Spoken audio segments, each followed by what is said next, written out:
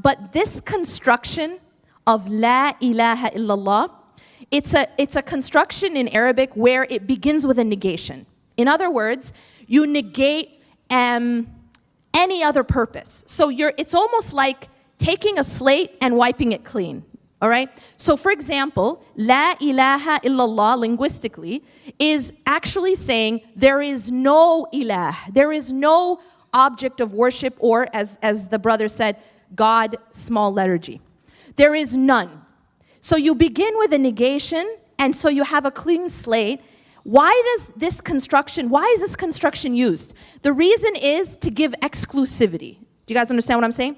So that you say there is no other purpose, or there is no other God, in order to say illa, and then you add except.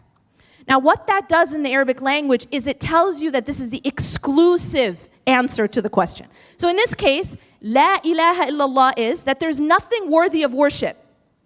And if you stop there, that's atheism, isn't it? Right? There's no